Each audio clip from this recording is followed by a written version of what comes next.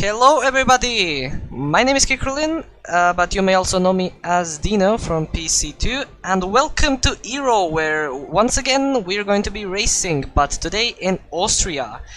Austria is a 4.3 kilometer circuit made out of 10 corners. 2 slow speed, 5 medium speed, and 3 fast speed corners. So it's a pretty short track with a lap time nearly below a minute. And besides that, the track still has a lot of overtaking opportunities, having three straights with 3 DRS zones. So quite a few overtaking opportunities down turn 1, 2, and 3 and 4, with those corners mainly consisting of 90-degree and 180-degree corners. So if you are brave enough, you can dive bomb there and maybe try to go side by side and try and make an overtake there. Last time we saw Drake Dempsey winning for the 3rd time in a row, so let's see if he can continue his pace in today's race as well. There has also been some grid changes in between last time and today, with Borlini jumping from PC3 to PC1. So let's see if he can keep up with the pressure of his first race in PC1. With him also we have Tony Rich and Sukerbukye, I'm sorry if I'm pronouncing that name wrong, also having their debut race today. So let's also see what they can do and if they are fast enough to maybe score some points today. And yeah, today commentating with me is Adam Lapidge. What are you expecting from today's race, and might we see Drake taking the 4th win in a row, or can we see someone else challenging for that position with Tuka or maybe someone else? I am expecting carnage and weather. I mean, at the moment if it's dry. To go by. At the moment it's dry, so you're already mistaken. You're already mistaken, I'm sorry to say. Yeah, yes, but what it starts like in qualifying doesn't tell you the whole story, as we discovered yesterday. I mean, yesterday we had changing conditions with going from wets to dries, then to wets again in qualifying, and then in the race we had from dry to nearly wet, but still with dry tires. The inters were technically faster for about a lap and a half, and then the rain just stopped. So it was, yeah, weird. Like, if it had rained for another few laps, it had been the right call to go inters. We messed up with that one. Should have stayed out, really, but... And we have confirmation, the rain is in the race. Yeah, but it's Drake saying it. You said it last week, and it was bone dry. So, pinch salt, because we can't see the weather. But as you were saying, we have had some driver moves. So Robbie Kinnable has stepped down to PC2. And Paolo Bellini has stepped up from dominating PC3 to jump into his now vacant Williams seat here in PC1, and he's actually our first driver on track, so shall we ride on board for a very quick lap here of the Red Bull Ring in the hills of Austria. As he comes over the start-finish line, one of 3 DRS straights down here.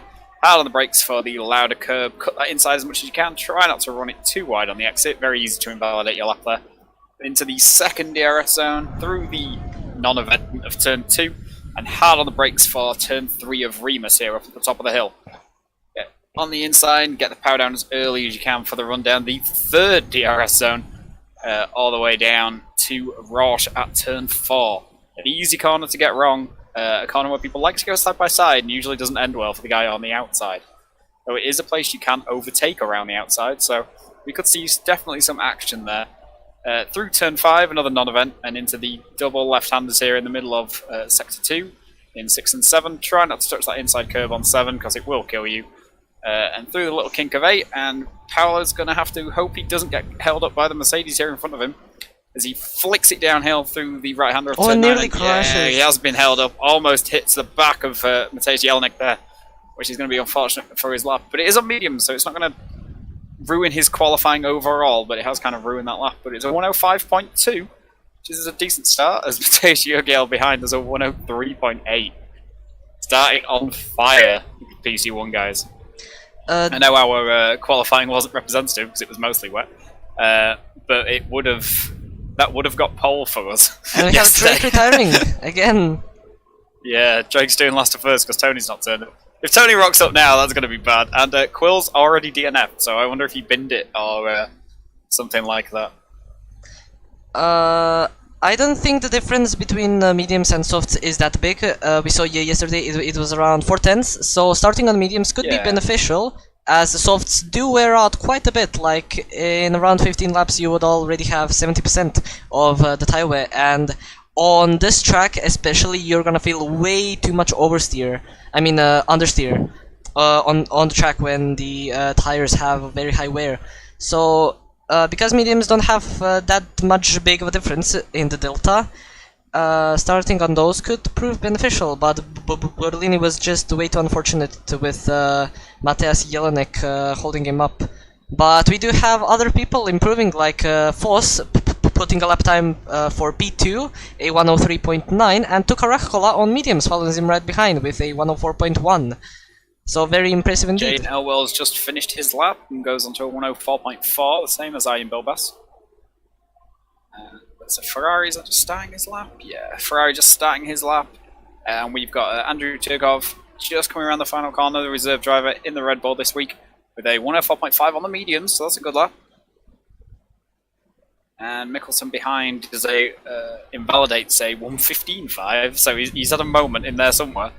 But he'll probably go again on those mediums. They do work quite well, so he shouldn't have too much difficulty getting a good lap in as long as he's got enough fuel in the car. Shouldn't be a problem for him. I think that Frederick Elise in the Ferrari is on a fast lap, but he does have Elwell just in front of him. He's gonna get a lot of the dirty air as he nearly runs wide in turn 6. 7 has taken pretty okay, but he is still in the dirty air of Elwell, who is, I think, on a fast lap as well. So he's not gonna improve as Elwell makes a mistake, but Ellis takes it pretty safely, and he is going out to the finish line right now. Let's see what he does. A 105.3 puts him in P10, 2 seconds, almost 2 seconds lower than the pole position from Jurgiel in the Jacob Mickelson was on for a good lap and he just invalidated it on the last corner. He does a 104.3 on the mediums, but unfortunately invalidates it right on that last corner. I would have put him in 4th place as of yet. And we've got a Haas round at the final corner. Is that Kenny? No, it's George Paz had a moment. Probably taken too much of that inside curb on the final turn, trying to carry as much speed as possible. If you hit that sausage curb, it will kill you. It's, not too much. Not advisable to do that. If you know how to handle it, then it's okay. But Jonathan Foss in the Alpha Tauri puts a lap time of 103.887. That is 8 thousandths of a second faster than Jurgiel just behind him. That's a huge gap. You get half the grid in that. And we see that Lucas Dirksen in the Alfa Romeo is also starting his lap with fresh new softs. So let's see what he can do. He is on the he just has done. It's telling me he's just on a 105.2, so he must have invalidated somewhere, which is easy to do. Maybe. The 105.2 is competitive with that bottom half of the top 10 as of now. But I think all these drivers are going to be looking to get somewhere within the mid 104s, possibly like Jonathan and Matthias have already managed into the 103s. If they're looking to challenge in the front, they're going to need to be probably a mid 103, I would think. Those lap times from Jonathan and Matthias will definitely come down as the track rubbers in.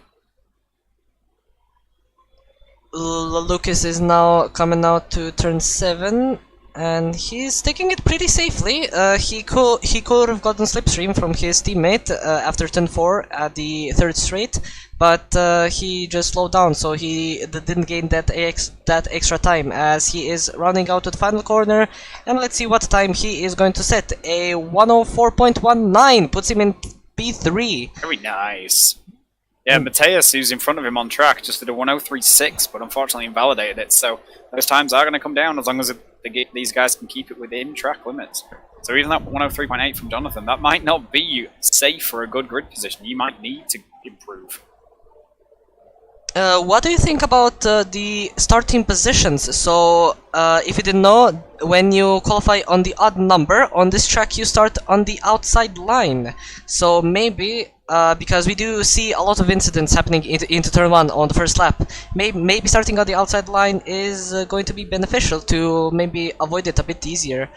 Do you think that's a better strategy to maybe qualify first, third, fifth, seventh, or something like that? I mean, to maybe sacrifice positions. It's not massively really something you can control at Austria. Like, the times are so tight.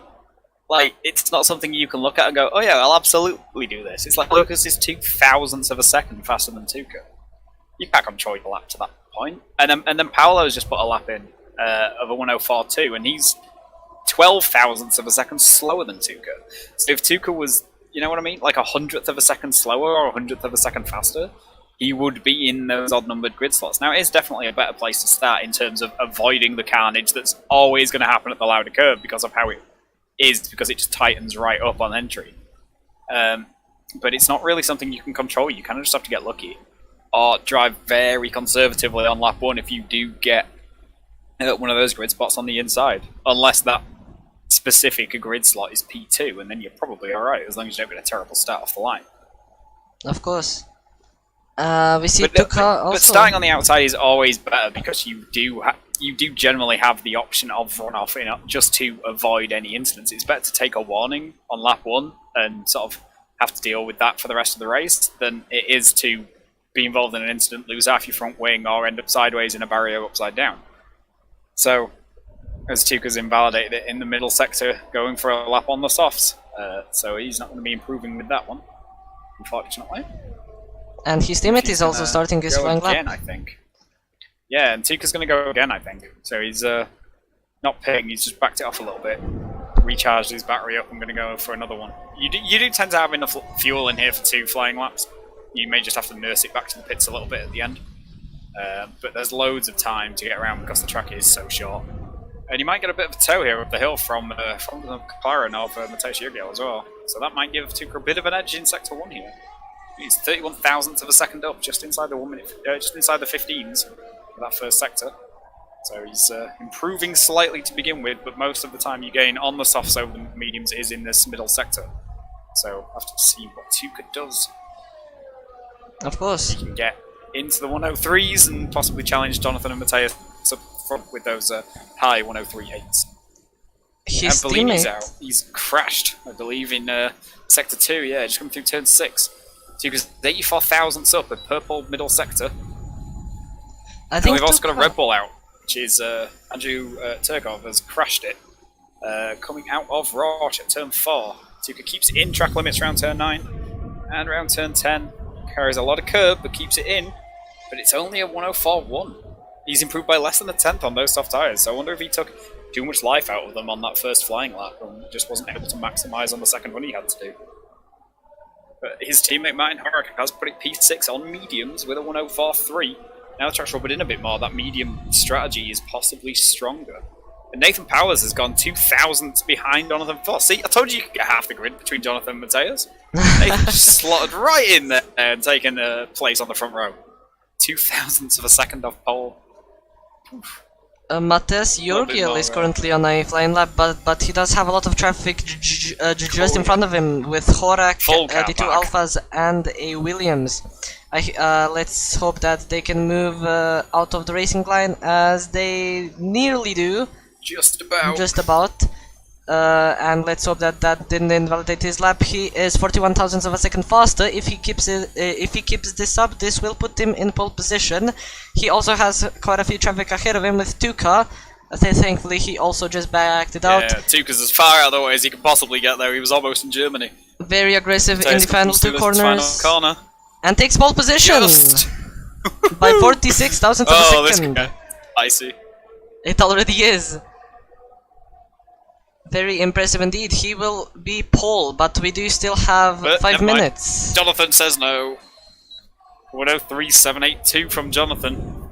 So he takes pole by 600ths of a second. That's a massive gap. With 5 minutes to go in the session. And we completely missed that. You guys that haven't done a lap. And we missed Nathan Powers putting the Alpine in P3.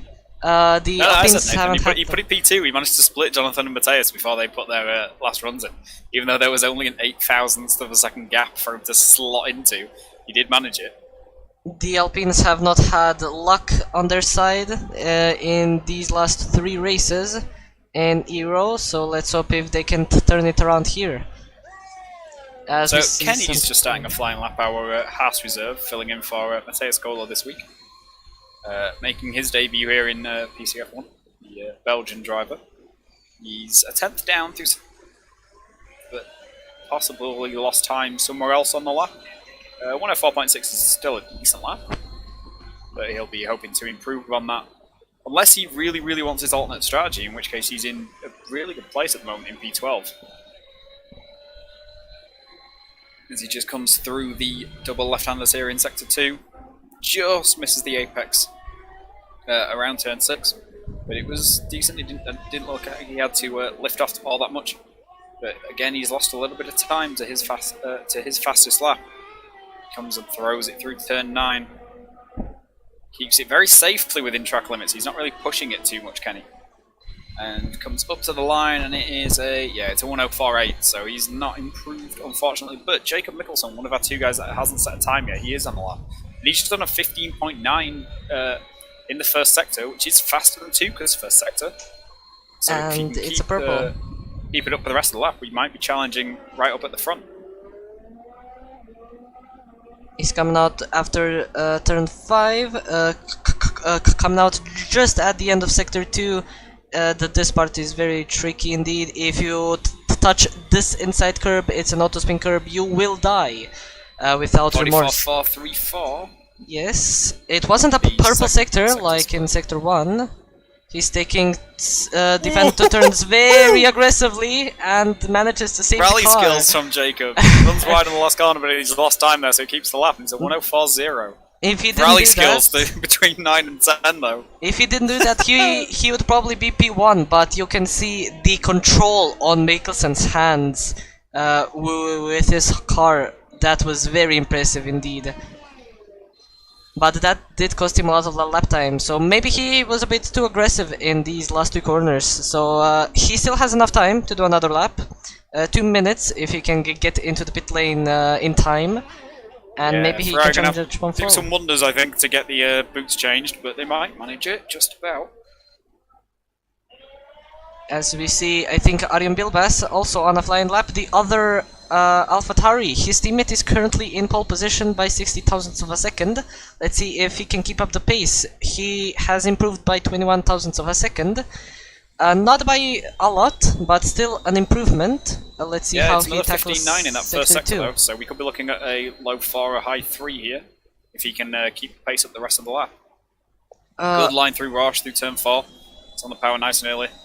Keeps it off that outside curb, which isn't going to kill you, but it slows the car down as it tries to drag you off into the gravel. Flicks it through turn 6, keeps it nicely within track limits, use a couple of tits up. See if he can find some more time in this final sector. Currently on for about a 104.2. He's going to put him in and around the bottom half of the top 10. As Matej Jelnek goes fastest with a 103.6. That's from absolutely nowhere. He didn't have a time on the board. As Arjen comes over now with a 104.2. So yeah, it puts him right in the bottom of that top 10. Which is probably the worst place to start, because he's going to have to start on those softs with all the guys behind him. We're going to get free tyre choice. So not really. To, possibly improve.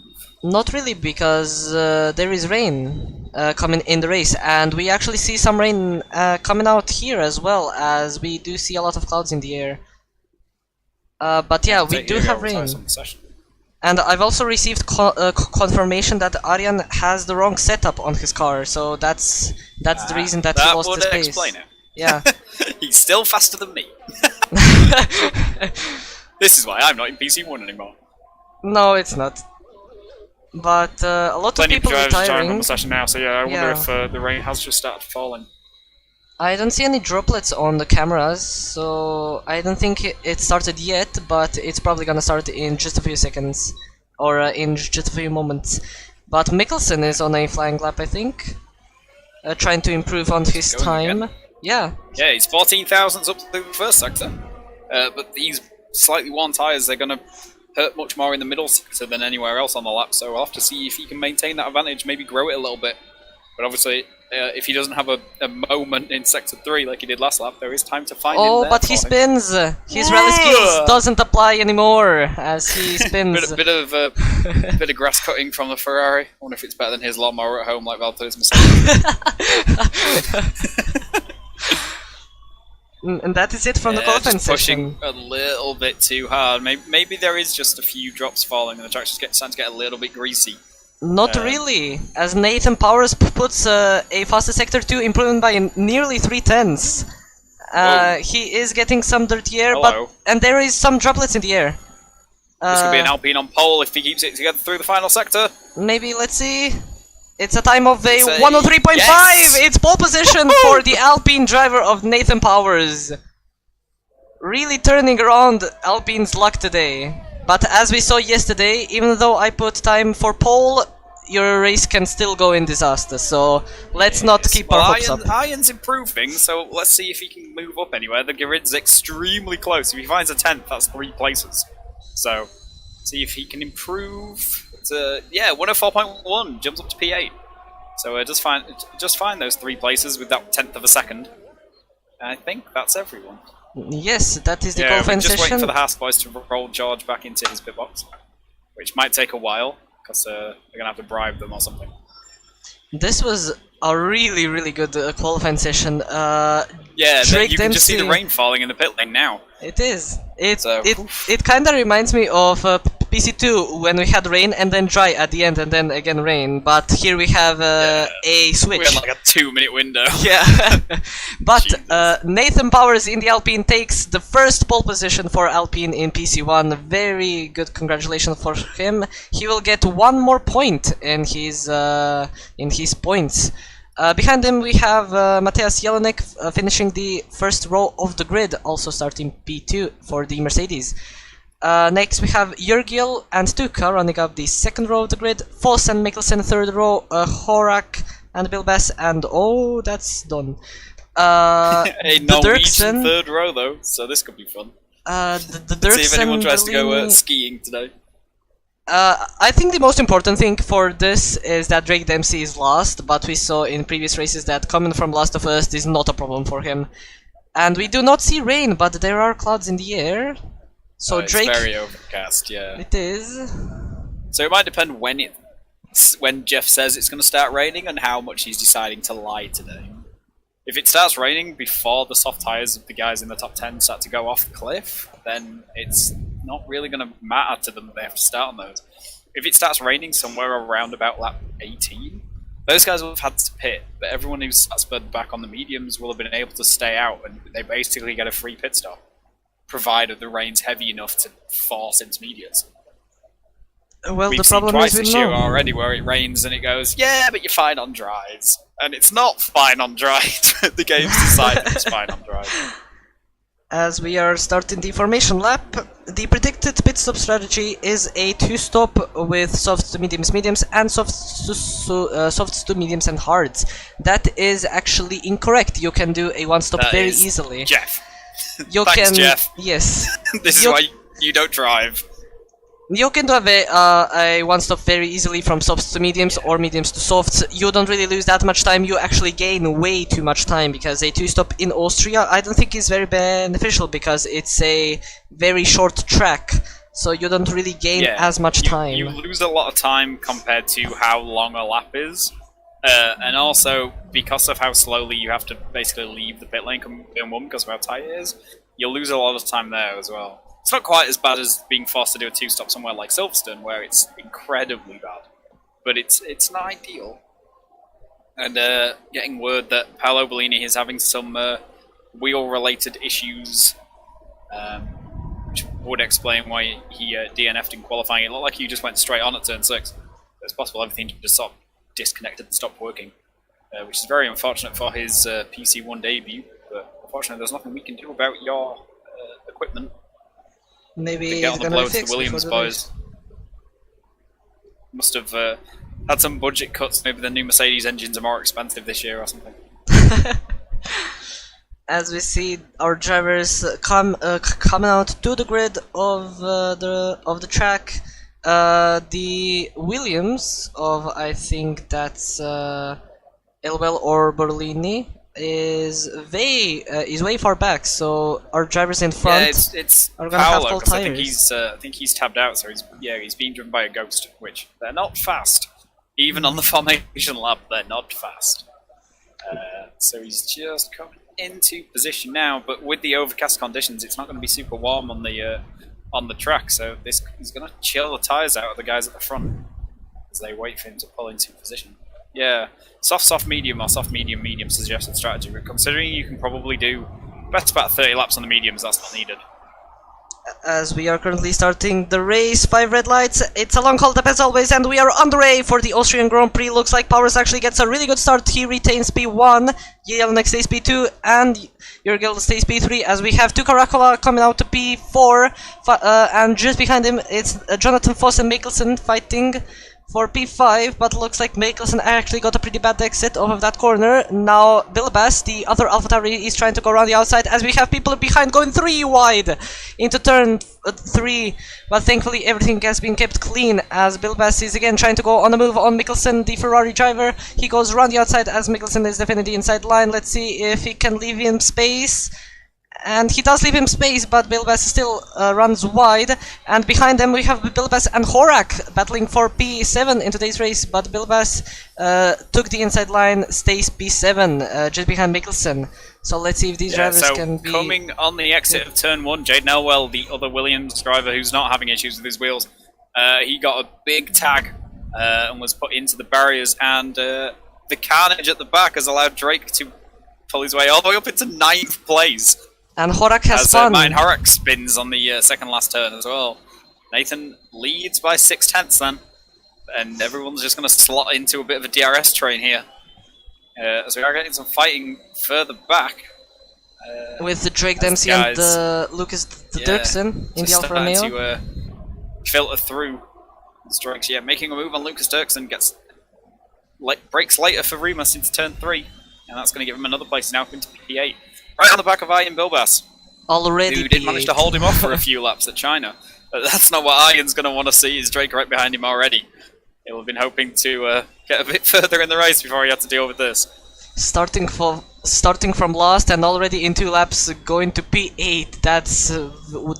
That's unbelievable. Kept it clean, got a good start, made the most of the carnage kicking off at the back. Elwell got tagged, so that was a free place. The guy that tagged Elwell, I wasn't sure who it was, just saw it on the corner of my screen. He lost a load of time on the exit of turn 1 because of the contact, and that was another free place for Drake, and then another couple of guys had to slam on. So it's just more free places, as we see fastest lap after fastest lap. Drake just smashes it all. Everyone else high 1.6s, and Drake just has a 1.06.2, despite being in a little bit of traffic. And we have a spin behind, it's Mikkelsen. So Mikkelsen's lost it at turn 1. Don't park it there, you'll get disqualified. So currently, Nathan Powers is still leading in the race. Jelinek just behind him has DRS. Maybe he can go try and make a move as Nathan Powers defends the inside line and just lets Jelinek through. He knows Jelinek is fast, so he doesn't really have to fight. Or maybe lost the DRS to his teammate Jonathan, so didn't have it to defend from Drake, but he's got back down the inside of Roche and they're going side by side through sector 2. And Drake Powers cuts down the inside into 6, and that's another place, and he's up into 6th place. And yeah, Nathan's had a problem somewhere, and he's dropped all the way down to 4th now. Huey was drifting like Mikkelsen. He also has rally skills.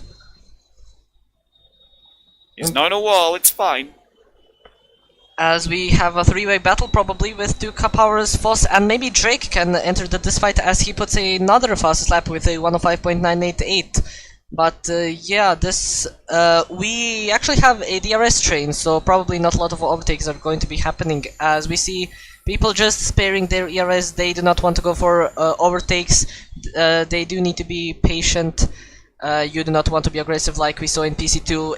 Everyone who was just going for very early overtakes in the race, and that didn't go well for most drivers. Super dive bombs here into turn 4, which are never going to come off. Definitely. But they all seem to keep it clean at the front. Drake's having a bit of a look at Jonathan through turn 5. Oh, Powers nearly spins! Touched Nathan, and Drake's got down the inside of both of them. That's 2 easy positions for him, as I think that's a good move. That's a opportunistic dive. He's come off, and now he's got Tuca right in front of him. We've seen him have a fight with Tuca in Brazil, so we'll see if there's another one waiting for him here in the hills of Austria. I think that Nathan Powers leads this front group of 3. They're gonna they want to build a gap from Drake, but I don't think it's gonna happen somehow. I guess we'll just have to firmly in the DRS range. Foss is now trying to go on powers. He is not defending, and just lets Foss through.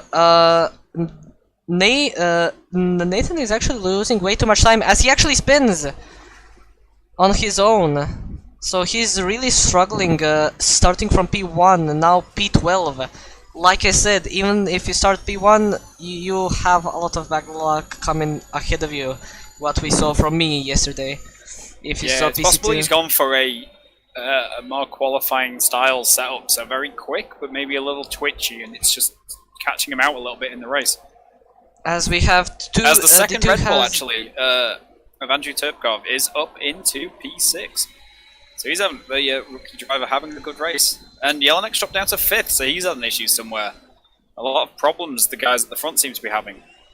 And Bilbas is actually coming into the pit lane. That's a very early stop. Maybe there is rain, possibly. Or maybe he... Possibly a little bit of damage. Maybe.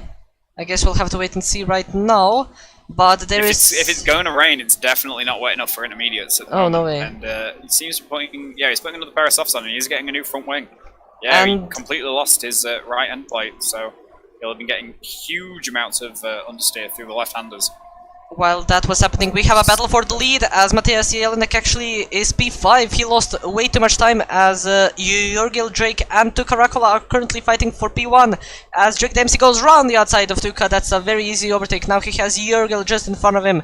Let's see by how much time he can gain in Sector 2, as looks like he is a bit confident as he runs wide and probably takes a warning with him after that corner, but he is still close on Jurgil. He will probably have DRS on the main straight, but Tuka behind will also have.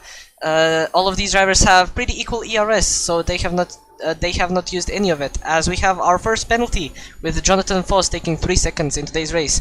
As Drake Dempsey may be trying to go on a move into turn 1, but no, he stays behind. He wants... It's a silly place to try to overtake Drake. And we have rain! So he just sits behind. Rain is here. It's raining? Yes, it is. We have some droplets. Drake gets into the lead. Well, anybody who watched PS F1 last year will have seen what happened with Drake and rain in Austria, where he lost the win on the final corner after losing 6 seconds on the last lap, trying to maintain his intermediate tyres after the track dried up. So he'll be hoping that doesn't happen again. I think you may already have PTSD when you start seeing these raindrops.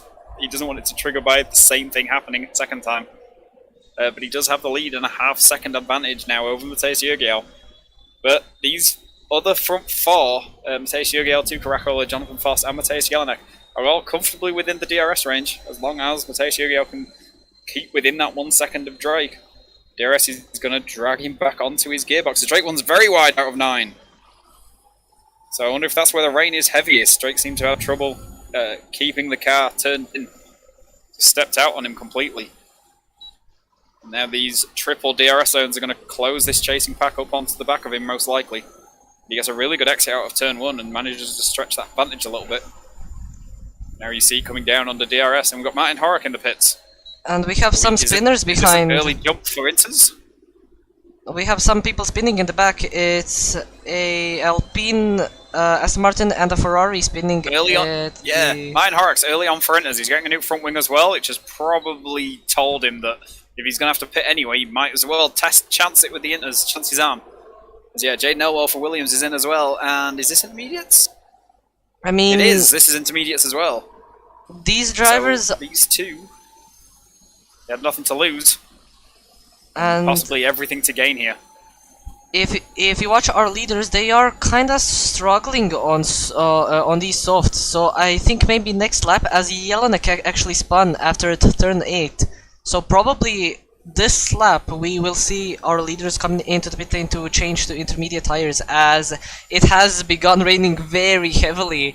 Yeah, I mean, anybody who was watching our race yesterday though, just as it turned to intermediate conditions, it stopped raining completely, as Drake's managed to break the DRS, but we're going to have to see who blinks out of this group.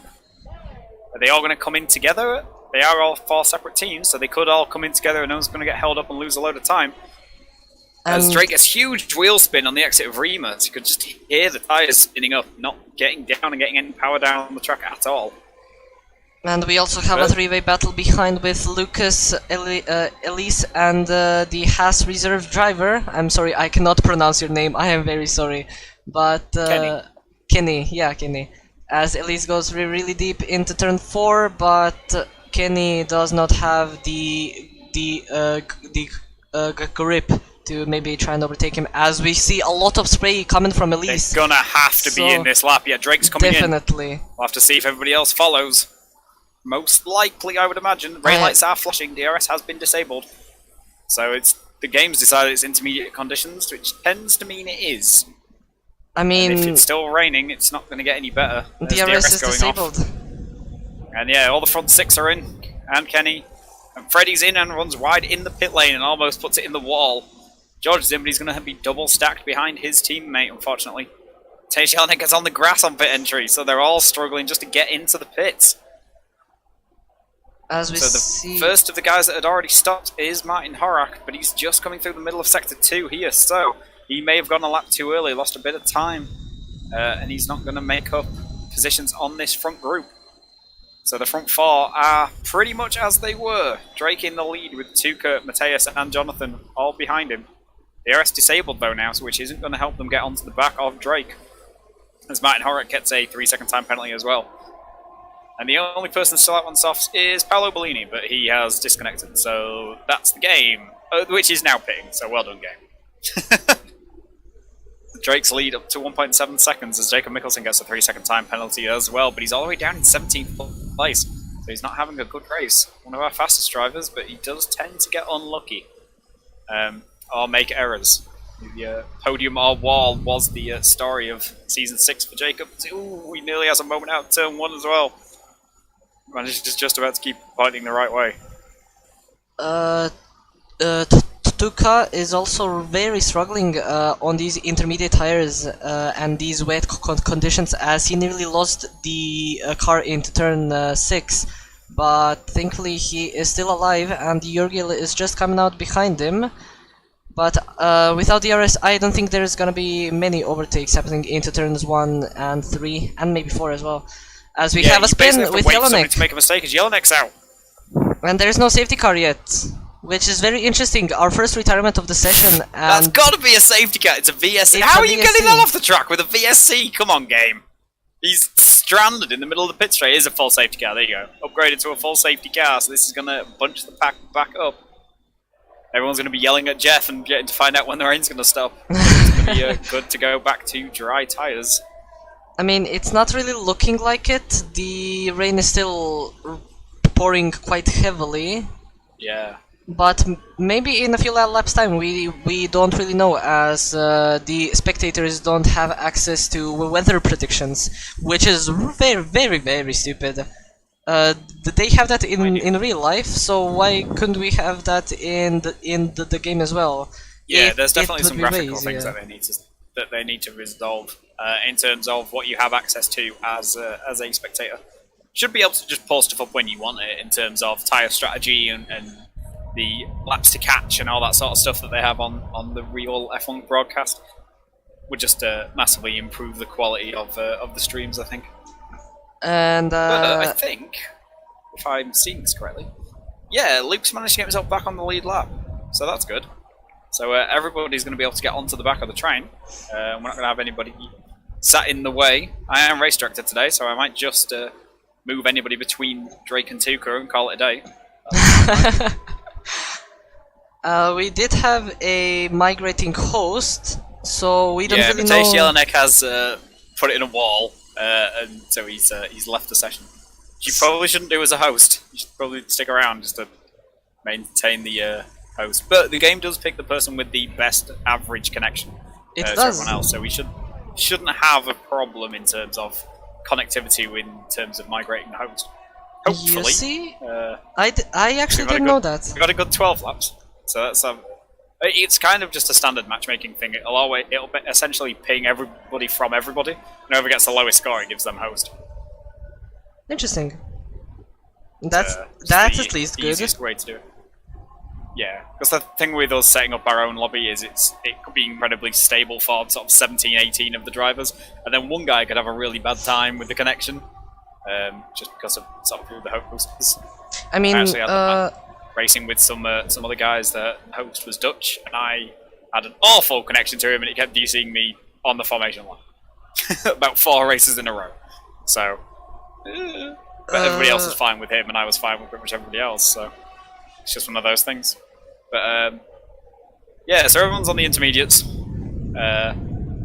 Can't tell if the rain stopped, but it seems it hasn't. It hasn't. Still raining. Yeah, it seems it's raining. Round about the same. I wanted to ask you. You mentioned hosting, and while we are talking about hosts, what if we would switch to league hosting? Like, you know, the option in in the game with leagues. The issue with that, with setting it up as a league and things, you still need a host. Whoever sets up the league essentially becomes the host. But the problem with that is because obviously we have our stewarding, which is why Matthias Gola actually is missing today. He did pick up a race ban for transgressions in China. You can't adjust positions within the league system within the game. So, for example, last week in PC1, both Tuka and Marek Zanamorovsky, who's not racing today, they got 20-second time penalties for crossing the line for absolutely nothing. And we couldn't remove that. They were ignoring yellow flags on a lap that didn't exist. So that essentially got sent to Robert Melko, sent to our main steward, and he took those penalties away and essentially fixed the way that the finish positions were, and then applied penalties for the incidents that have been reported in the race. Yeah. So that's not something you can handle within the league system within the game. Unfortunately, it'd be nice if you could. And then we could just run it like that, and it'd be significantly easier, because it wouldn't be a case of, oh, I don't have an invite from the host, and I don't have this, and I don't have that. You could just join that lobby. Yeah. So I haven't tried that league option, so that's why I wanted to ask, as we have Pavlakovic, Zizevsky getting 5-second penalties. Issues in the back. We have a lot of people getting 5-second penalties. Yeah, Kamil Shashevsky, Ian Bilbas, and Jaden L will all get 5-second penalties. Ian and Jaden coming in to serve those. Kamil stayed out. And the safety car should be in at the end of this lap, I believe. So he's not going to be able to serve that unless he wants to lose a bunch of time, but he's going to have to serve it if the track goes back to dry conditions. Let's actually see who has improved the most positions. Why am I already asking? Because, I mean, we already know the answer. Drake Dempsey, 18 positions from last to first, of course. He has improved the most positions.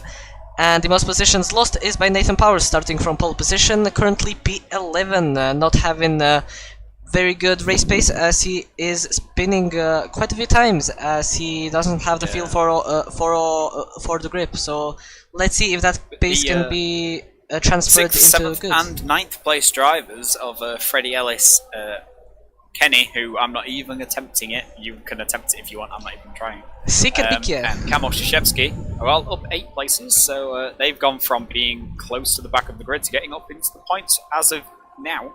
Have to see if they can maintain their position. It's possible they've done more wet practice, more intermediate practice than the other guys on the grid, and they're going to find they've got a pace advantage here. So, Quill's driving a bit slow out of turn 4 and holding up Iron at the back after he's served his penalty. As we are, it's not ideal. As we are waiting for the safety car to come into the pit lane and for Drake Dempsey to start this race once again. Up on the run down into turn 9. I mean, that is to be expected. Just on the way into turn 10. And he has started. That is very early. I was expecting. Yeah. But he did gain a lot of time, as he nearly spins. What a big drift out of turn 10. So even Drake's struggling, which shows what the conditions are like at the moment. I wonder if we're close to the crossover with wet tyres, but these guys aren't going to want to go on those unless they absolutely have to. And we have a yellow flag at the back, as we've got a McLaren round, I think, which is Quill. So that's unfortunate for him, and he's going to come under attack from Jaden. Jaden's going to get the move down into turn 3. And we've got a very compromised exit on turn 1, and we've got a 4-way pile-up going through Remus, and Matt and Horrocks going to jump past all of them. And we have some people going off track. Whoa, Martin gets tagged slightly by Kamil, and he's lost a lot of momentum and almost put it in a wall. Mikkelsen is now trying to go... swerving around behind them. Thinks better than making it 3 wide through there. It's going to open him up. Open him up to Turbkov in the second Red Bull. So he's going to maintain that position on the outside. Well, chaos in the middle of the field. As Drake's already built a second lead over Tuka, so Tuka didn't get a great restart. He was struggling a bit earlier on these intermediate tyres and looked to have arrested his issues. Both the front 2 run wide out of the last corner, so there might be some warnings in there as well. Could be looking at penalties later in the race for some of the leaders, which could really spice up the finish order. But Tuka's managed to stick with Drake relatively well, about 8/10, 9/10 back, but Matej Jurgiel's dropped a 1.5 already. And Jonathan Foss already has 2 seconds over Lucas Dirksen in 5th place. So this front 4 is continuing their fight from earlier, and driving away from the field a little bit right at the moment. Mikkelsen at the back tried to go on the move on Shizevsky, but couldn't do that, as Horek now tries to go around the outside of Nathan Powers, who has actually improved 3 positions after the safety car end. So very good indeed for his race. He needs to keep up the pace if he wants to stay close to Sikerbikie in the Haas and the other Ferrari of Elise. But he is getting the pressure of Horek as he's just riding just behind this gearbox, nearly touching him. But thankfully they are keeping it quite clean. But I think that we might see an overtake happening with Horek and Powers probably in just a few laps, as we have people behind Bilbas and Parr. The Haas driver tries to go around the outside into turn 7. He gets a penalty and Bilbas overtakes him again. He stays P14. That's not where you overtake, especially when it's raining. That's where you die. Both of those curves have a tendency to kill you. The inside one, especially the outside one, if you take a little bit too much of it, can flip your car. As Iron maintains 14th position for now, with no setup apparently, so that's definitely not going to be ideal in the wet conditions. And yeah, the Red Bull's around. That's a reset to track. I saw it. As Bilbas, you're a rookie, but you're not allowed to do that. As Bilbas now tries to go on Elwell around the inside, let's see if he can do it. He does. Let's see if he gets a better exit, as Elwell actually so much wheel spin out of Remus for everyone. These guys, of course, drive with no traction control, so throttle management is key in wet conditions to maintain the grip of the rear tyres, to try and put the power down. And they're coming just through Roche, and Iron manages to keep the place, so that's him up into P12. Making moves with no setup in the rain. It's going about as well as you could hope for the AlphaTauri driver. He's going to be wanting to get in the points, not lose too much to the guys around him in the championship standings. As he had some really good finishes so far this year. And he's going to want to maintain that as much as possible. It's going to be difficult with no setup, but possible a gamble early onto the dry tyres could earn him some spots, with the field so tightly bunched. There's only a, what's the gap, 9-7? Yeah, there's less than a 6-second gap between Iron in 12th place and Lucas up in 5th. So if he takes that early gamble on the softs, he could jump all the way up into being right behind his teammate, possibly. We also have kind of a 4-way battle with Elise, the Haas Reserve, Powers, and Horek battling for P6 in today's race. We are currently halfway. Sorry to cut you off a little bit. I think it stopped raining. There's still a few drops rolling around the camera, but that's probably just spray. I can't see any actual raindrops falling. I mean, if you go on board, with Drake, there are still droplets coming out to the camera. So I think it's still raining, but I think in a few laps time it could be dry. But I guess we'll just have to wait and see what happens. As Bilbas now tries Weather to in Austria, let's go! Bilbas and Shizevsky go side by side into turn 9. They do leave each other space, but Bilbas goes around the inside, takes P11. As Elwell is trying to go to enter this fight as well. This is gonna be a 3-way fight as Shizevsky tries to go around the inside into turn 1. As Bilbas cuts him off. No way. And Shizevsky gets a very bad exit. I think Camel thought better of that. That was a bit of a suicide lunge trying to get down on the inside of turn 1 in wet conditions. And it's lost him the place to Jaden Elwell as well. And now Parr tries to go on Shizevsky down the inside. He is not leaving him any room at all. And he actually overtakes him. It's forceful, but I've seen worse, put it that way. Forceful, but I've seen significantly worse.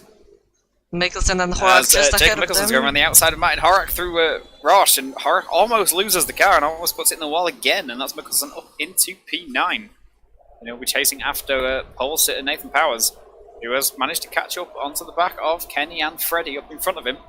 And will be hoping to make some moves, recover some of this damage from his earlier issues that he was having. Hopefully get back up as high as possible, maybe even onto this front group at this group of 4 at the front with the transition back onto dry tyres, which we are almost inevitably going to get some point in the not too distant future. As the gaps at the front are starting to open up a little bit. Drake now has a 3.3 second lead over Tuka, and Tuka has a 3.2 second lead over Matej Jurgiel behind him. Jonathan Foss within that 1 second window of Matej Jurgiel. No DRS at the moment, obviously, but you do still get the benefit of slipstream. You can get good exits out of corners. Jonathan's spending a fair bit of his battery, though, to try and close this gap up, I think, to Mateus. See, if he can get on the back of him, maybe that's going to give him that opportunity with the undercut, with the transition. Back to dry tyres, as Kenny's got down the inside of Freddie, into Roche, into turn 4. And he's taken P6 for Haas. The reserve driver on debut, having a good solid race so far. Managed to just keep it out of trouble as much as anything else. And he's profiting from everybody else's issues, as Freddie behind him now gets a 3-second time penalty.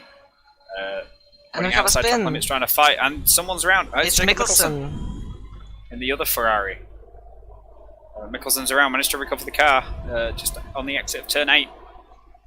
But he's going into the pits, so I wonder if he's picked up some damage, possibly. Or if he's just murdered the tyres.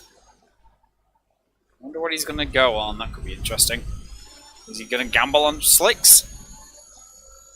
Or is he going to go with another set of inters? I don't think it's still time for dries, as actually spray ends. He's going for it. New front wing and medium tyres. So I have to keep an eye on Jacob's lap time, see what he can do with those. He could just put it in a wall, but he could be mega quick before everybody else takes that gamble to pit. I think it is drying out. Just how the track is. But as we saw at PC1 Suzuka last year, the track went from looking exactly like this and definitely into conditions. He gets a lot of wheel spin on pit exit, and then the car twitches and tries to kick out on him. Went from definitely inters to bone dry in the space of sector 1. So, but it could dry up very quickly. If you look at some parts of the track, especially like the third straight and in the beginning of sector 3, there is not any spray on that part of the track, so that part is probably already dry. So it is drying out very quickly, as there are no droplets on the camera. Yeah, but Jacob's having some issues at the top of the hill and just not able to get any power down and keep the car pointing in the right direction, really. And he's actually been overtaken by the ghost of Paolo, even though we run our AI on about 40%, and Quill's in for softs. So it is drying out. So McLaren driver's in as well. Some of these guys at the back choosing to take the gamble, they're not really going to get points doing the same thing as everyone else, so they have to chance their arm and try something. And the time Jacob's lost on that lap means that Quill's going to be very comfortably in front of him, as he also has a kick on pit exit, so he's still going to be wet at the pit exit because there's no cars running around drying the track out there. But we do start to see this drying line beginning to form on the run up the hill into turn 3, into Remus. We have a fight with Nathan Quill Powers. Cannot get the car stopped for turn 3 and actually runs off track. We have a fight with Nathan Powers, Bilbas, and Elise, as Elise actually lost 2 positions from Nathan, who went around the outside. Mickelson's out. And Bilbas on the inside. We have a safety car. I think we might see people go into the pit lane for dries. As we already do. Horak, Par, Shizevsky, the Haas reserve of Kenny, and everyone else also, they are going for dries. So it is time. Woo, yeah, Mickelson's majorly binned that. I think he's possibly just lost the rear end on those dry tyres coming out of turn 1. May have got a little bit too much on the curb. And he got about halfway down the straight before it finally spat him into a wall. But he is unfortunately out of the race. There's everyone else now having to run to Delta. So I wonder if anybody's going to stay out on the inters, or if we're going to see everybody in now. There is just burning some fuel off. There is still a lot of water on track at the main straight, but everywhere else it looks quite dry. I think you're probably going to see everybody in, because I mean, even if it's not quite intermediate, not quite at the changeover period between the dries and the intermediates, you can't afford to do an extra lap on the inters after the safety car and then pits. It's going to put you right to the back. Yeah, Drake's in, and Tuka follows him. Jurgil as well. Mateusz Jurgil and Jonathan Foss. So yeah, everyone is switching to dry tires. I mean, possibly. Lucas Dawson looks like he's staying out. No, he's not. No, he is coming in. Oh, no, he is staying out. He changed his mind. Staying out. So Lucas Dawson stays out. I don't think he's going to jump Drake. But he will be P2. Jump Tuka here. And he's putting P2. This is seriously We had a Lucas staying out and everybody else pitting moment at China as well. That didn't go well for him. But we'll have to see if this one goes a little better with the changeable conditions. Zion's in as well. I don't think he'll have got held behind his teammate. Yeah, I think Jonathan had already gone by the time Ian arrived for AlphaTauri. So the double stack's working out for them fine there. And some of these guys that pit last lap are going to jump some of the leading group as they manage to drive around on their dry tyres. And yeah, you can definitely see how much drier the track is now. There does still seem to be some drops of rain falling, but it's not going to be enough, I don't think, to keep the track in intermediate conditions, and we are going to be looking at dry running to the end of the race. It's only so I wonder if Lucas is going to pit this lap. Although Drake's having some problems in Sector 2, even behind safety car, the rear end kicking out on him. The only parts... the spray kicking off his softs. The only parts where the rain is on the main straight, after turn 4 to the end of Sector 2, and then that's straight before turn 9. That's the only part that is wet, and then the final 2 corners are bone dry. So one half of the track is dry, one half of the track is wet. Yeah, Lucas is in. Lucas is pitting. So he's decided that he's not going to risk it on the intermediates, and he's going to come in. That's going to lose him a lot of places, though. He was running in P5, he won't be anymore. As Kenny's already onto the pit straight, as Lucas is just pulling into, not even pulled into his box yet. With AlphaTauri quite a way down the pit lane. So Kenny is actually on debut up into P5, as Quill gets a 5-second time penalty for a collision with Martin Horrock under safety car. The only one who hasn't pitted for dries is Burlini, which is a very interesting decision. He's a spook. He's a DC'd, he's a spook. Oh, so this is the game going, it's not dries yet. It's like, we know, but it will be by the time the safety car comes in, probably. Oh, imagine if it starts raining again and the Ghost wins. That probably won't happen, as Shizeski actually retires from the session during a safety car.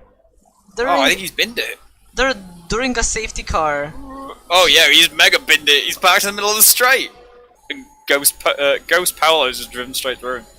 Luke avoided the wreckage, and Ghost Paolo's just like, I'm a spook, it's fine. He went through it like, I don't care. I probably won't get damaged. Luke's having issues even under safety car on these soft tyres coming out of turn 3. Big kick of the rear as he tried to get some power down. So this could be spicy if it's not yet dry conditions and they're all risking it.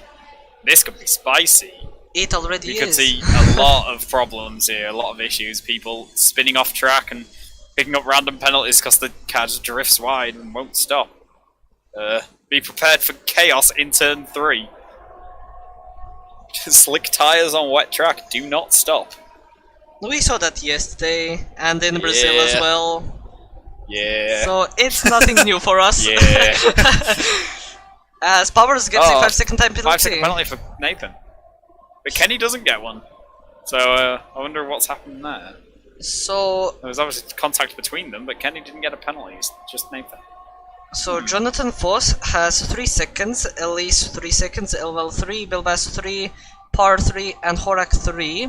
Powers is the only one that has 5 seconds, and he has the most out of anyone.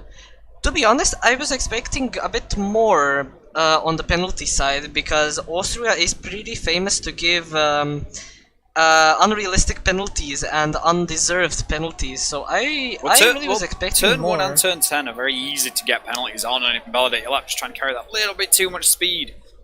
Turn 1, you can invalidate trying to take a little bit too much of the inside curve, and by running it a little wide and taking too much of the outside curve. And obviously turn 10, you want to get as much power down as possible for that run into the louder curve at turn 1, and just the car can just drift wide on you and give you a warning there as well. So I'm also surprised that nobody's managed to get 6 warnings yet. But there's still 10 laps to go, and we're on a damp track on dry tyres, so I wouldn't hold your breath for that one. Yeah, anything can still happen as the safety car is in this lap, and Drake Dempsey is again leading this pack. Tuka is again behind him, and Jurgil follows them right behind to finish the final spot on the podium. But as you've said, we still have 10 laps of the race, so we still don't know what is going to happen, as there is not any spray of the cars ahead. So looks like it has stopped raining, heavily at least. There is still some droplets. There's a few drops on Tuka's camera, but not a lot. And the track doesn't look dry, but like you say, there's no spray. Well, Drake's tyres are very shiny, so they're definitely wet. As Drake's gone between 9 and 10, where I thought he'd go last time. He has done this time. I was just seeing the future, which I keep doing in commentary. And he already has 7 tenths a difference. Yeah. Tuka didn't get the best restart and loses a... Oh, as we have a crash! We have a crash behind with Elise and Elwell. They have touched each other and went after turn 1. I don't know really what happened, but thankfully I don't think either of them have damage. Impressive if neither of them have damage. I think it's only Elise that has damage on his end plate. Ellis is losing the front left end plate on his front wing, but yeah, I think Elwell's car's all in one piece. So he's lost a load of time, but he's not going to have to make a stop as well, just to add insult to injury. And you never know who else is going to have a problem. So it's not over yet for him. As Drake now leads by 1.6 seconds. Already. So the track does look mostly dry now, and I think Drake's just maybe managed to keep the temperature in his tyres a little better under safety car. There's a bit of a 4-wheel drift through turn 9. And a 3-second time penalty for Matej Jurgel up in 3rd place. Which Nathan Powers managed to overtake reserve driver Kenny into 5th place and onto the back of Jonathan Foss. If he gets those 5 seconds removed, he's currently net P3. And that is going to be a very good position for Alpine, as they've had very bad luck. You did take pole, but obviously had the issues in the first few laps with controlling the car. But as Iron's now having to go at Kenny as well, Kenny goes defensive up into Remus, and just about keeps the place. But Iron's going to have the slipstream, and he's going to deploy some ERS now on the run down into Roche and try and make a move on the outside. Kenny going to leave him space. Kenny brakes a little later, gets in front, and he just parks it on the apex, and Iron can't go. Good defense there by Kenny. Nice and fair. Manages to keep the place. He's on the medium tyres. All the guys around him on the softs. So they're going to be trying to get past him. There's not too much of a delta, but those tyres are going to be very cold on a greasy track. It's going to be very difficult to keep the temperature in the harder compound. But Kenny seems to be doing a decent job of it, as DRS has been enabled, so Michael Massey's decided it's dry. Yeah. I mean, it does look dry. And just behind Bilbas and Kenny, Elwell actually has retired from the session. We might see another safety car happening. He's gone straight on at turn 9, so I wonder if that's another wheel issue for Williams. I don't know. Oh yeah, he's gone fully straight on at turn 9. So it's possible just let's say, Williams with the budget cuts, giving them dodgy wheels. But there is no safety car, which is very good indeed. He was a long way off track. There's a run off at turn 9, he was a long way off. He was, but the game doesn't really care. It's very weird how it goes with safety cars, but I don't really know how it does that. But everyone's keeping it quite clean. Just ask a Magic 8 Ball. Should I deploy a safety car? That'll tell you. So yeah, Drake now leads by 2.5 seconds, so he's really got to move on after the safety car restart. But Tuka's actually spent more of his ERS trying to live with him and just can't at the moment. But he, in turn, has a 1.5 second lead over Matej Jurgel in 3rd place, who also has that 3-second time penalty, so I think the front two might be basically sorted. They're pretty much gone, away from everybody else. Jonathan Foss, though, right on the back of Matej Jurgiel, and he's going to get the DRS for the run down into turn 4 at Roche. And you can make a move on the inside or on the outside, but Jurgiel seems to get a better exit, and that's going to protect him from the DRS this lap. But there's still going to be another 6 laps for Jonathan to find gap and pick his way past. Both these drivers have 3 seconds of time penalties at the moment. So this is a fight for finishing position. I see a problem. Four-wheel drift from Jonathan through turn 6 as well. So the track's still not completely dry. I think it started raining again.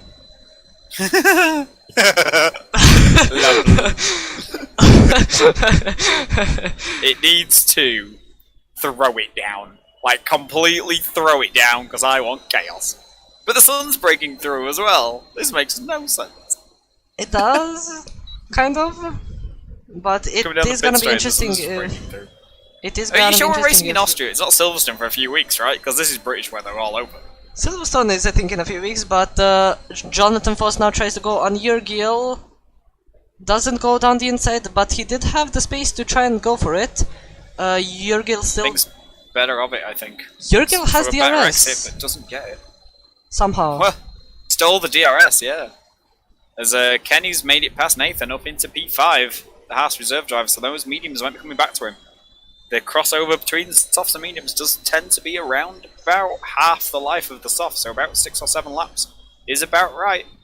And that's put Kenny up into P5, and he's basically driving away from Nathan. But yeah, there's definitely drops falling again in the middle sector. So we might see Kenny actually start to struggle a little bit on those mediums, because they aren't going to be able to maintain temperature as well as the soft tyres, the grippier rubber of the guys around him. But as of right now, he's right on the edge of jumping both Jonathan and Matthias ahead of him and getting on the podium. Jonathan's made a mistake, and he's gone well off track at turn 1 at the Lauda curve. And he's lost a load of places. Dropped all the way down into P9. And now we see Lucas Dirksen goes past. Now we see a 4-way battle with Nathan Powers, Bilbas, Kenny, and the Red Bull reserve nearly making contact. Andrew nearly making contact into turn 3 as Bilbas now tries to go around the outside of Kenny. And Lucas has actually spun from that corner, and Lucas Jonathan Foss. Kenny gets a time penalty, and Jonathan's made contact with Lucas as well. And they've lost places to Martin and George. Bilbas now tries to go around the inside of Kenny, leaves him no space on the outside line. He is P5 as Tuka gets overtaken by Jurgiel. And Matej Jurgiel's taken P2. There was about a 2.5 second gap there, so Tuka's had a big moment somewhere, so the rain's definitely coming down a little heavier, I think. Some of these drivers starting to struggle. On these 8-lap-old soft tyres, they're going to be around about 35, maybe 40% worn. As Drake now has a 6-second lead, so Drake seems comfortable with the conditions, but I'm not really sure anybody else does. But Tuka's going to get DRS'd, still online, as Jonathan pits, because he'll have got damage from that contact with Lucas, so that's kind of the race done, because I'm not sure he's going to be able to go for a fastest lap in these conditions. I think that Tuka just needs to stay behind of Jurgiel as we have a yellow flag. I think Kenny has spun behind. Tuka now gets a 3-second time penalty. The Scratch Tuka bot has glitched and has a 3-second time penalty, and that's going to mean that he's got to make this move on Matej Jurgiel if he wants this P2. He looked comfortable for P2, but he's made a mistake somewhere, and it's possibly going to cost him here. And he's losing even more time in the middle sector to Jurgiel, but he's only just behind his DRS. The DRS, yeah, he just comes through the section line there, 96 hundredths behind, so he's still in the DRS. He's still losing way too much time on but he has a lot more DRS. Matej Jurgiel's essentially dumped his battery to try and build a gap over Tuka, but he's not being able to break that DRS, so Tuka's going to start coming back at him now as Matej Jurgiel is in harvest mode. So he's going to be losing time all the way down this straight. You see Tuka closing up. Gets a good exit through turn 3. There doesn't seem to be any rain up at the hill at Remus, so they can get good exits out there, get traction down. As we've got our reserve drivers fighting for 6th place currently as well, with Andrew and Kenny. Andrew in the second Red Bulls made it up into P6, as in front of them Ian gets down the inside of Nathan into Roche and takes P4. So as one AlphaTauri falls away, the other comes through the field. AlphaTauri looking really good this season. And with a default setup as well. Yeah, well, it's an AlphaTauri thing. As Drake now laps Spooky Paolo and gets a fastest lap in these conditions with 10-lap-old tyres. I mean, that's not really that surprising. I wonder if he stole some DRS possibly. As Nathan Powers a little bit more speed. As Matej Jurgiel is very wide at turn 1, and he's almost lost the car, and that gives Tuka P2 back. But he is still as alive. Luke gets a 3-second time penalty. But he's still going to be up in P3, eyeing a bit too far back. But Mateus has had such a moment. Tuka's managed to overtake him and get out of DRS range. So Mateus isn't going to have DRS down into Roche. He's going to have to gain about 4 tenths in this middle sector if he wants to get DRS for the final lap. And possibly stage a final attack at Tuka. Jonathan Foss does get a fastest lap with a 1:05.6. So that is going to be 1 point for AlphaTauri, unless somebody can break it on this final lap. And George is around at Remus. So that's going to consign him to P11. He's not going to be able to catch Quill now for that final points paying position. As Andrew makes a dive into turn 7, and Nathan has to back out of the corner. As Drake gets another fastest lap with a 1:05.0. Oh, and Drake's pushing hard. Kenny has made contact with Nathan, and he has damage. Well, he can't pit now. He's going to have to hope it lasts for this final lap.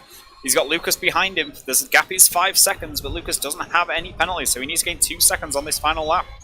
Can he Lando this final lap and possibly jump Kenny and Nathan?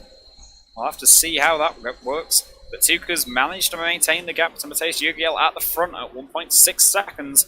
So he is going to get this P2. He made a mistake earlier, which opened the door to Matej Jurgiel, but then Jurgiel made a mistake himself a couple of laps from the end, which is basically gifted Tuka this P2 back. Because Jonathan gets another fastest lap, dueling with Drake for the fastest lap point. Drake's going to be looking for a full 27, and he's dumping the rest of his battery on the exit of turn 8 as he runs down to turn 9 for the final time. Flicks it over the inside curb, keeps it in track limits on exit. Down to 5th gear, gets very sideways out of the last corner. Almost binned it at the final corner of the race. And takes the win. He maintains his 100% winning record in PC1 this season, Drake Dempsey, with his 4th win of the season. As Tuka comes home in P2, and Matej Jurgiel takes P3 for the podium positions. Ian Bilbas has a great race to finish P4 with no setup starting outside the top 10. With reserve driver Andrew just behind him in P5. Luke Sturkson does jump Kenny and get P6. And Nathan's 5-second penalty, which might get removed, drops him all the way to P9. Behind Kenny and Quill, who manages to jump to P8. From being P10 on the road, that's really good. And Martin Horak finishes in P10, gets that final points position. And Jonathan Foss steals the fastest lap on the last lap with a 1:04.959. That's like a qualifying time. So that's another point for AlphaTauri. For the guy in P11, Josh Parr comes home in P12. And Frederick Ellis will be our final finisher in P13. Spooky Paolo and Luke Mills did finish, unfortunately, a lap down in 14th and 15th. But at least they finished. Wow. What a race. That was... Weather! Yeah! We have had some interesting weather in Season 7 already. I think it's raining again on the podium. Maybe, I don't know. I saw rain when the drivers were walking out. Like, oh my god, what is that? Perhaps if it's worse to drive it or commentate on it. We also had a lot of stops in today's race, which is very interesting indeed. Bilbas actually doing a 5-stop and finishing P4. Very, very good indeed. But that is it for the Austrian Grand Prix. Drake Dempsey, of course, wins today as well. The 4th win in a row. He started last again and finishes P1 in Red Bull's home Grand Prix. So Red Bull must be very happy with his pace. He will have 100 points probably already. As Tuka follows him right behind, finishes P2, and Jurgiel finishes the final spot on the podium. Congratulations to all of these 3 drivers for the very good race. Bilbas follows them right behind Andrew, Lucas de Turksen, Kenny, Pavlakovic, Powers, and Horak takes the final points paying position for Aston Martin. But Jonathan Foss actually gets a point for the fastest lap of the race. So that is going to be one more point. Remember, race name. director, you've got 23 seconds. Then we have Par. People will need it. Then we have Par, Elise, Burlini, Luke Mills, Elwell, Shizevsky, Mikkelsen, and Matthias Jelenek, who has retired from the race, alongside Mikkelsen, Shizevsky, and Elwell, which is very unfortunate indeed. But only 4 retirements, which is very, very good. Not a lot. And yeah, but we did have a lot of penalties at the end. In the beginning, we didn't have that much, but at the end there were a lot, a lot of penalties. But that was a very good race indeed. So it was a bit mental, really. Not a bit mental. It was very mental, but not PC2 mental. That's still not a good race. And I'm gonna be salty about that race for my whole life, probably. But yeah, do you have anything else to say before we run things up for the for the stream? I think I need a nap. That was crazy. That was awesome. Can we do Austria every week with rain? I hope. Maybe we can make a deal, but probably not. Probably not. But yeah, that was the Austrian GP from Ero. If you have enjoyed today's commentary and the race, you can leave a like and subscribe to our channel. It really helps us out.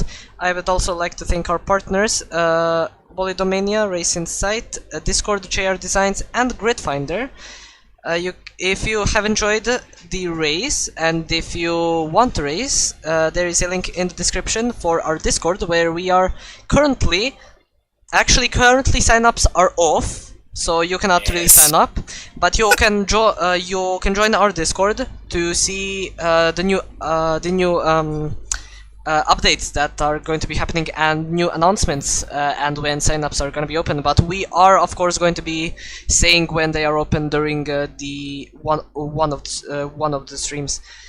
But yeah, essentially if and when we lose a bunch of drivers. Currently, across all 3 PC tiers, we have enough reserve drivers to form a 4th PC tier.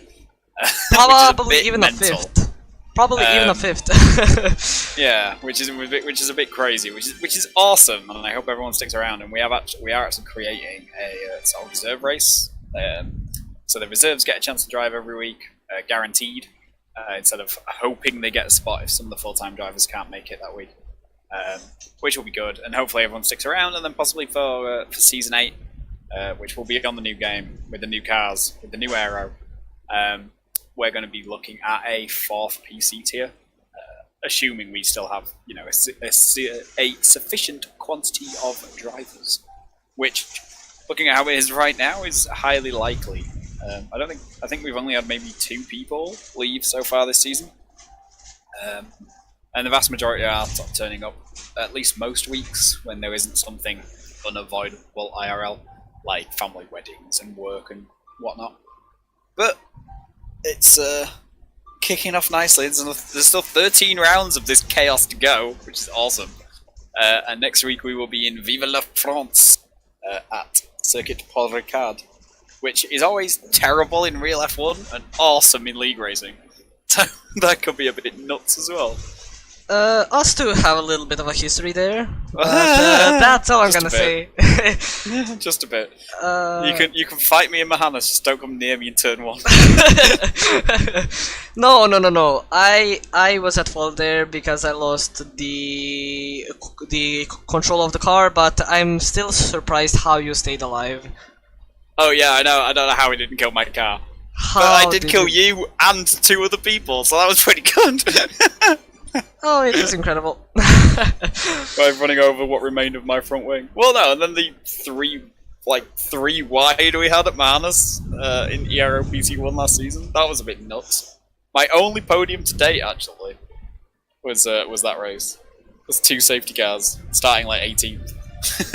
Woo! Hopefully it's a bit better, with a equal or better result next week for us. I guess we'll have to wait and see. If you don't have anything else to say... Yeah, I'm good. we are going to end the stream here. So we hope that you have enjoyed today's commentary and the race. My name is Dino, and today was commentating with me Adam Lapidge, and this was Ero Pc F1, and we will see you next Sunday again for the French Grand Prix, Paul Ricard or Le Castellet. We hope to see you there for another impactful and eventful Ero race. See you then, and stay safe. See you later.